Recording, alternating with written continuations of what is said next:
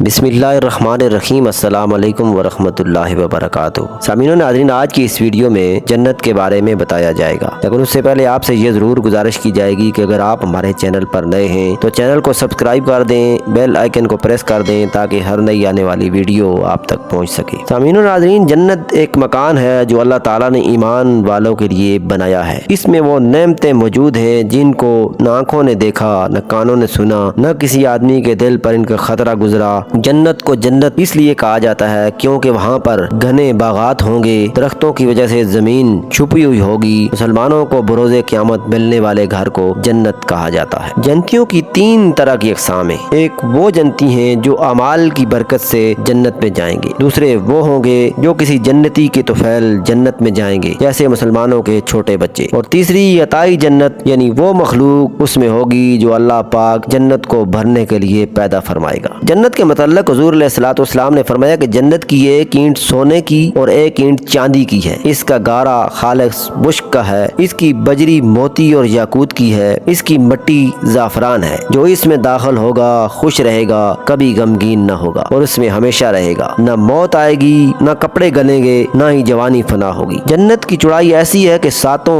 آسمان اور ساتوں زمینوں کے ورق بنا کر باہم ملا دیے جائیں تو جتنے وہ ہوں اتنی جنت کی چوڑائی ہے۔ جنت میں ایک کھوکھلے موتی کا خیمہ ہوگا جس کی چوڑائی 60 میل ہے۔ اس کے ہر گوشہ میں اس کے گھر والے ہوں گے کہ دوسرے گوشے والوں کو نہ دیکھ سکیں گے اور مومنین ان کے پاس چکر لگائیں گے۔ حضور علیہ الصلوۃ والسلام نے فرمایا کہ جنت میں 100 منزلیں ہیں، ہر 2 منزلوں کے درمیان فاصلہ ایسا ہے جیسے آسمان اور زمین کے درمیان، اور فردوس اعلیٰ وہ درجہ ہے جس سے جنت کی چاروں نہریں پھوٹتی ہیں اور اس کے اوپر عرش ہے۔ جنتی درخت کا تنا سونے کا ہوگا اور جنتی درخت میں 1000 سال تک کوئی سوار چلتا رہے تب بھی اس کا سایہ ختم نہ ہوگا۔ جنت میں پانی، شہد، دودھ اور شراب کا دریا ہے جن سے آگے نہریں نکلتی ہیں۔ حضرت ابو ہریرہ رضی اللہ تعالیٰ عنہ فرماتے ہیں کہ نبی صلی اللہ علیہ وسلم نے فرمایا، جنتی لوگ بغیر بال والے، صاف بدن، سرمگی آنکھوں والے ہوں گے، نہ ان کی جوانی ختم ہوگی اور نہ ان کے کپڑے گلیں گے۔